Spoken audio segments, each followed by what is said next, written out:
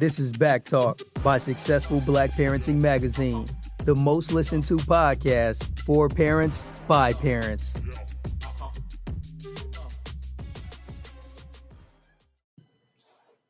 Hey there, everyone. Thank you for listening to Back Talk, the talk show for parents by Successful Black Parenting Magazine.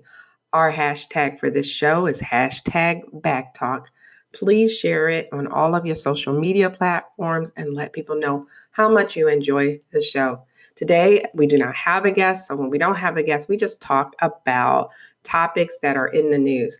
And one of the things that I've been discovering is that a lot of African Americans do not follow the news, or they do not follow politics, or both. So here is your update on what I've been seeing over these past few years. And it's all seems to be correlated to not just having a new president, because he can't be blamed for everything. This has been going on for so many years. It's just now coming to a head because of something that has been coined with the term the browning of America. Now, if you don't know what that is, I suggest you Google it and learn everything you need to learn about it, because that's not conspiracy theory. This is something that is out there. The browning of America is basically brown bodies, whether it's African American, Mexican, mixed with people from India.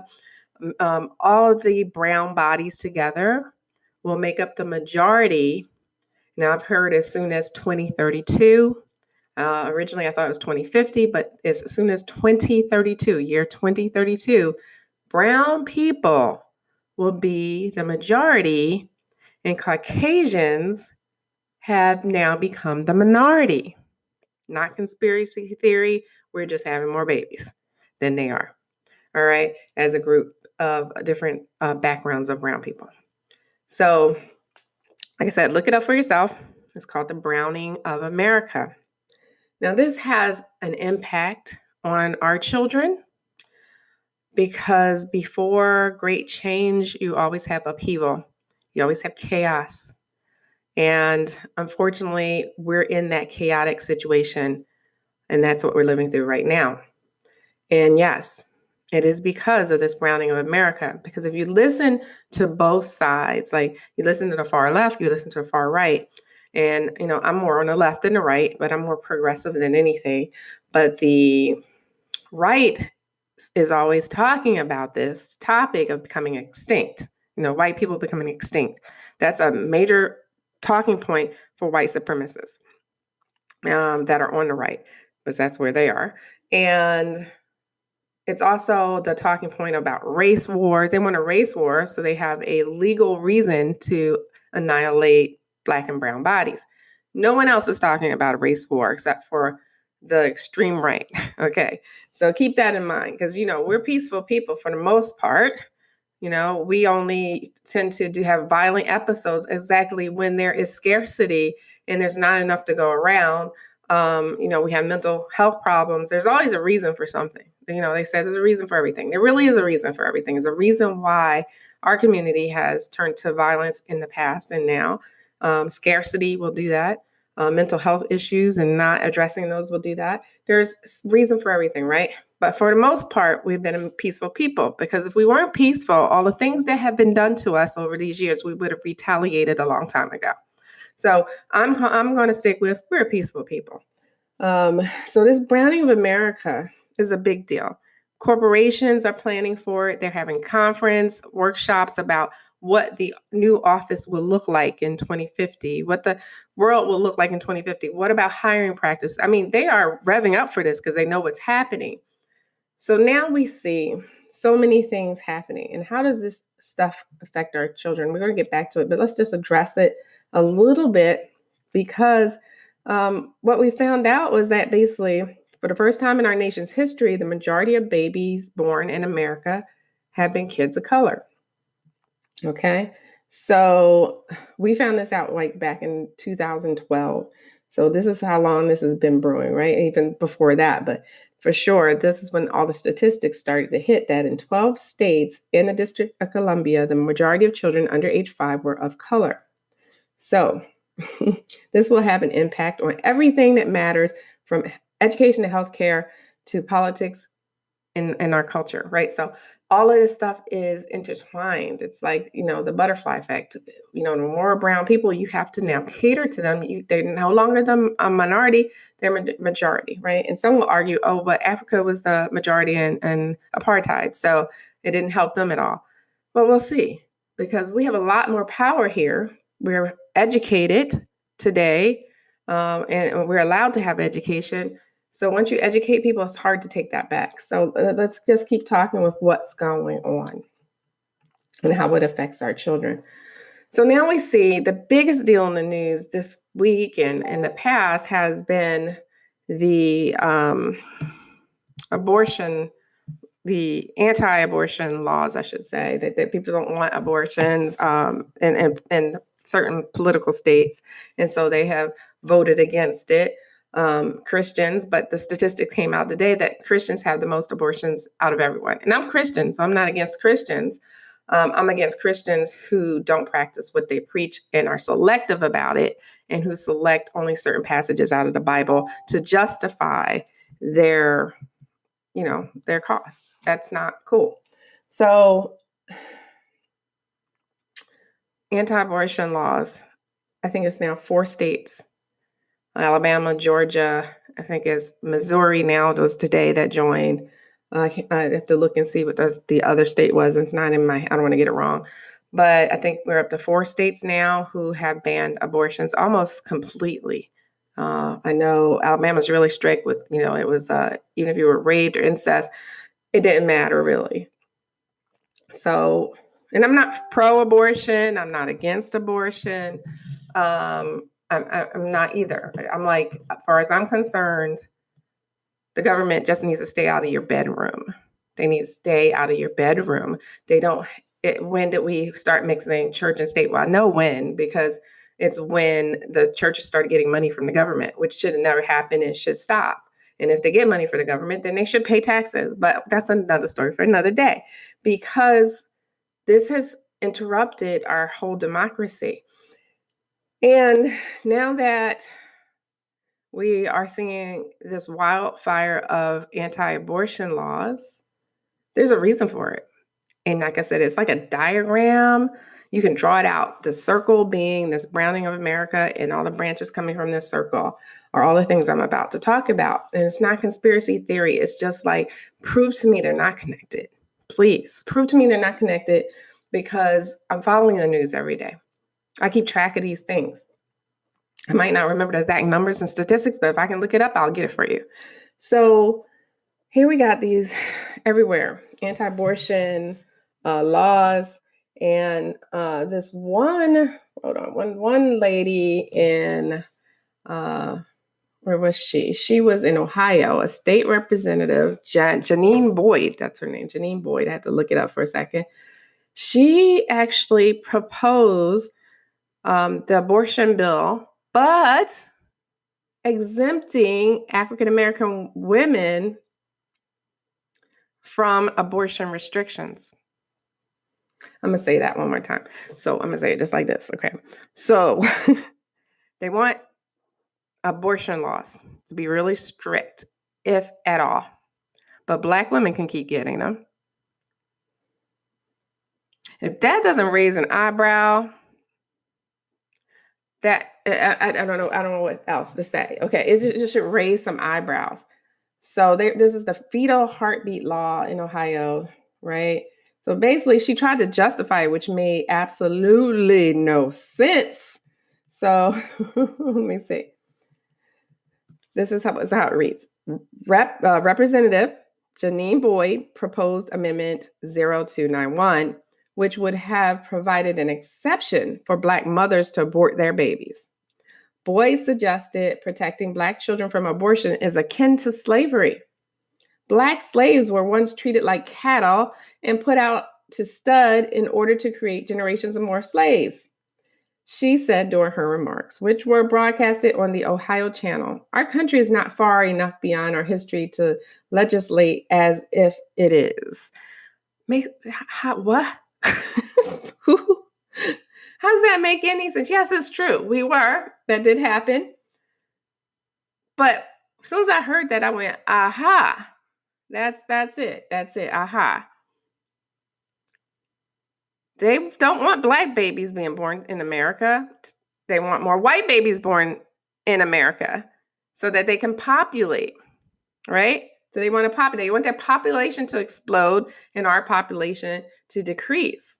Now, anytime you hear about anything that's decreasing our population from maternity rates or whatever, you have to start thinking about these things. And I'm not saying maternity rates and mortality rates of black babies, which is high and epidemic in this country. You know, we have a few epidemics. We have that. We have the suicide rates of our young children, ages 9 to 11. And it is tied to this, but not directly, because the bullying, a lot of the bullying that these children are receiving is due to racism. And then they kill themselves, and the kids tell them to kill themselves. We talked about that last week. So if you didn't hear last week's episode, you know, go back and listen to that. But, you know, you have to think about whenever you hear black bodies dying, just ask yourself, could possibly be tied back to the brown in America? We cannot prove it necessarily in every case, but you can see a correlation starting to develop. And someone really needs to do some research about these things. And please disprove me, because I would like to know that I'm disproven, but your facts better be on point, and I need to see the thorough research, and you have better sample a variety of the population, because what I'm about to say is just to pay attention. All I'm saying is to pay attention, because our children can be affected. If you live in your own bubble, in your own neighborhood, and you don't pay attention to all these things, good for you, because I'm going to tell you, the people that are paying attention, they're finding they are having something called political anxiety disorder. They're giving them anxiety, basically, just knowing all this stuff that's going on. And basically, they did a survey, and they found that 39% of the people said their anxiety level had risen over the previous year, and that 56% were either extremely anxious or somewhat anxious about the impact of politics on daily life. Well, here we got the abortion people, right? So if you're in your little bubble, you know, honestly, I don't blame you. Stay in your little bubble, but make sure you vote the people out and know who you're voting for. That's all I'm going to say, because it affects our children. Our lives are at stake. I've been saying that. Our lives are at stake. It's the people who don't do anything, who are just as guilty as the people who are voting for people who are ending your rights, or trying to end your rights, or trying to end even more. So let's just talk about birth control, okay? So this administration wanted to take away birth control, affordable birth control from people who had insurance, because most of the people that have insurance, like what they call Obamacare, which is, you know, the Affordable Care Act, because it's expensive. It's not cheap. It's not that affordable, you know, when you think of it in terms of just trying to make a living. I mean, I was on it. I remember paying $300 to $400 at the time. That was a lot. You know, that was one of the biggest bills I had. I didn't have a car payment. That was it. So they wanted to take birth control off of that, from making it free or affordable. Why? Because if women can't get birth control, especially white women, they will have more babies, right? All this stuff is tied together, you know. And the Black maternity rate of surviving, you know, having a baby is very high. Means you're more likely to die in childbirth than the poorest white woman in a rural country. Your baby is more likely to die. And they say it's because doctors don't take Black women seriously when they say something is wrong. And the one gentleman who is just walking up and down the Capitol steps trying to get Congress attention to make some legislation, his poor wife died in childbirth after being ignored for 10 hours, and she bled internally, and she died. And she was an educated woman. Like, she had various college degrees, and she had other children, and she's not here today because she was ignored, which is what they're saying is part of this maternity death rate for Black women, because we're being ignored. So if you are a pregnant mom right now, I'm just going to tell you, if you're having a hospital birth, please go out, make sure if you feel anything is wrong, you yell loudly, and you make sure your partner who's with you is yelling loudly. And make sure they don't make them wait and tell them, what they told him, basically you have to wait your turn. We're busy. No, no, no, no. You make all kinds of ruckus. You do whatever you got to do to get their attention. I mean, if you got to stand in front of them, whatever it is you have to do, because they're ignoring our women. And even Serena Williams had to basically pound on the desk at the front of the hospital where the nurses are and tell them, look, I know I have a blood clot forming and you need to do something about it right now. And they wanted to ignore her until she got really loud with them. So do what you need to do to get their attention. But that's where we are. So now white women can't get their birth control. Black women are dying in childbirth. Their babies are dying. White women can have, everybody right now can't have abortions. So that the babies on that side should be booming, right? Unless you do it illegally, right? So they're trying to make it so that if you can go out of state to get it done legally in another state, you can go to jail for a long, long time. So they really are locking this down. But then the one representative in Ohio is trying to make it so, oh yeah, Black women, they can have abortions. They can kill all their babies. It's tiring. It is tiring being Black. It really is, because you got to keep bouncing stuff off and yet keep going. And don't get me wrong, I'm proud to be Black. If I came back in my next life, I want to be Black because I love my culture and I think our people are awesome. I will not put our people down. Love our people. I get upset when other people put our culture down because there's a reason for everything. All right. So got that. Let's go into the next thing. Let's talk a little bit. If you notice the immigration policies that have been put in place over the past few years with this administration, illegal immigrants, how they're treating the immigrants in Mexico. And there are a lot of brown bodies in Mexico, brown bodies that look just like you and me in Mexico. They don't, they are not like what you typically would see in an ad on Trump about what, the Mexicans look like. These are like, they're brown bodies there. They look just like African Americans. I mean, because, we come in all different shades and colors and hues, and so do they. They come in different hair textures or whatever. So they are us, basically. They are us, so we are citizens.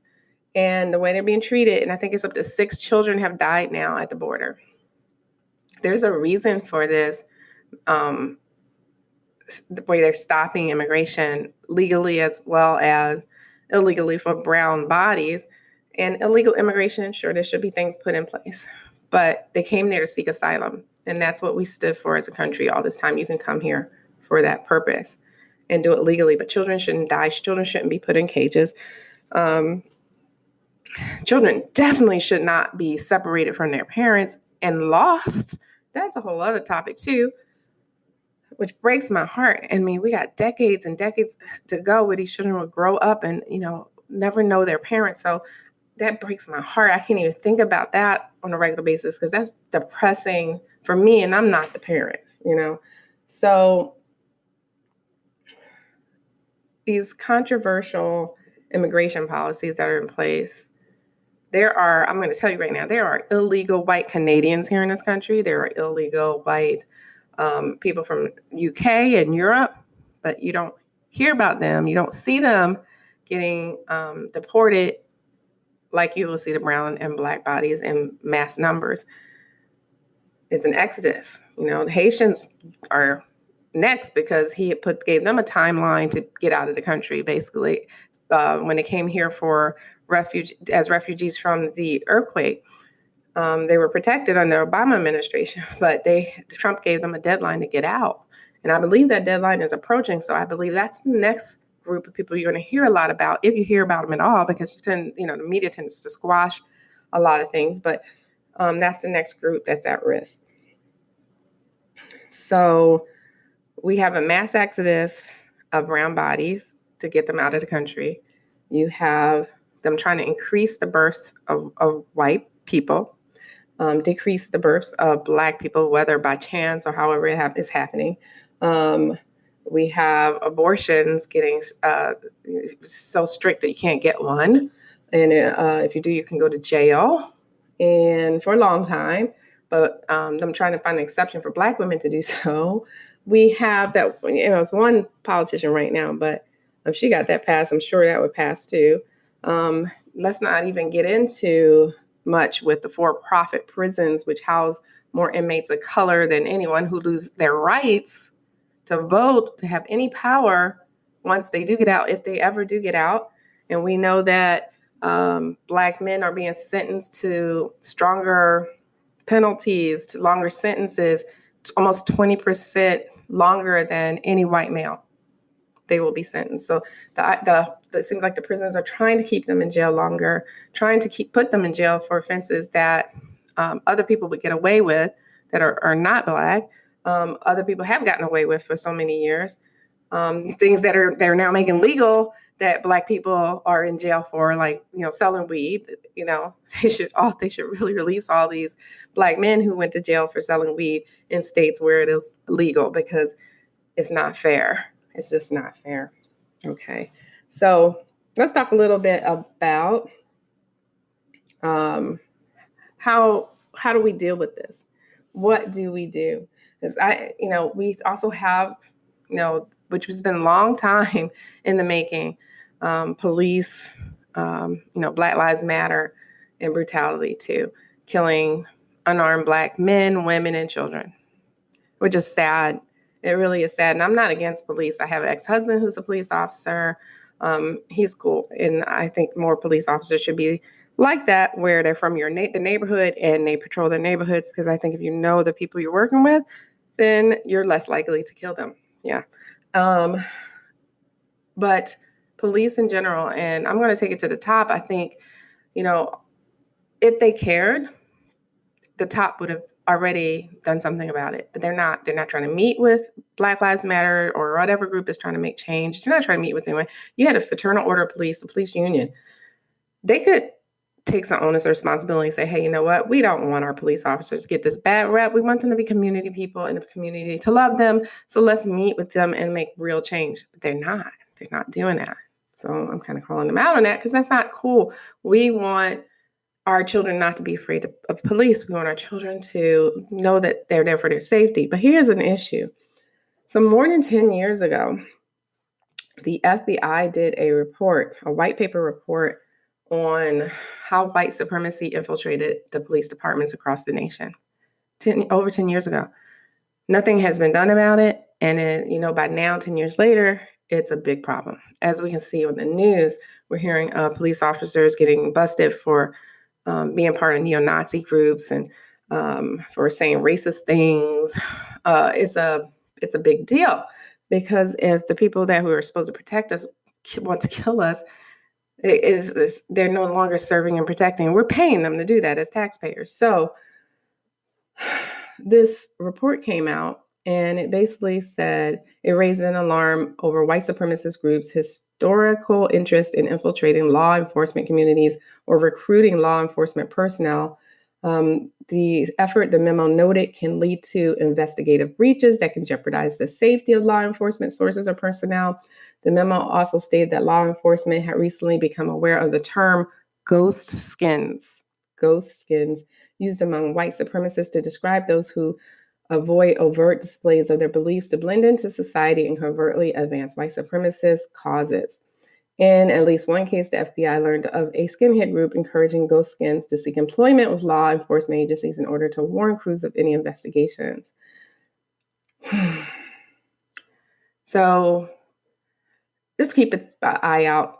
Don't want you to get that political anxiety disorder, but keep an eye out, because everything that's going on will affect our children. It will. Now, here's the good news at the end of all of this is that we're not going anywhere. We're not going anywhere. We are not going anywhere. They can try, but we're not going anywhere. You can make laws that are against women's rights, but women will find a way. And you can keep trying. They will find a way. We are resilient, and still we rise, no matter what they do, and still we rise. So after all this chaos and turmoil, once we survive all of this, we will be on top. We will be on top. For every upheaval, there is a calm after the storm. This is a storm, and we shall survive it. Unfortunately, right now, this is America. So pay attention in the schools, guys. Pay attention because it affects our children through teachers, because they're white supremacist teachers, or teachers who uphold white supremacy in the schools, I should say, because there's a difference. There's white supremacist teachers who will not even teach Black children and probably would have a fit if a Black child was in their class. And there's teachers who uphold white supremacy. And I've met some of them as a teacher, because they'll say things like, well, some of these kids are uppity. And then you'll look at them like, you got to be kidding me. Did you just say uppity? And then I've actually, that's a real story, by the way, true story. Well, some of these kids are pulling our school's grades down. It's not the Asians. Well, you look at the chart, you see it was the Black kids, right? Because, Black kids, we learn differently. Our kids learn differently. A lot of times they do. Our kids do better with hands-on projects and open classrooms that aren't over capacity. We just do. It should be nothing wrong with that. And we should be tested differently. And I'll go into that closer to school year. But keep your eyes open. Know that we shall rise and we will be on top. We always do. We float to the top like cream. We always achieve. And we want our children to do the same, and they will. Just keep an eye on it. I truly want you to Google the term browning of America, the browning of America. And anything that happens in the news, just question everything. Question yourself and say, what does that have to do with that? How would it? How would that relate? And just keep an eye on things. You are the keepers. Keep an eye on things. All right, guys, that's it. Have a happy Memorial Day. It's coming up this weekend. I want to thank you all for listening to Back Talk. Don't forget to share this broadcast with whoever you think needs it. And let's get the word out. Until next time, I will see you soon. Or talk to you soon. Because this one, we don't have video. So I'll talk to you soon. Bye-bye.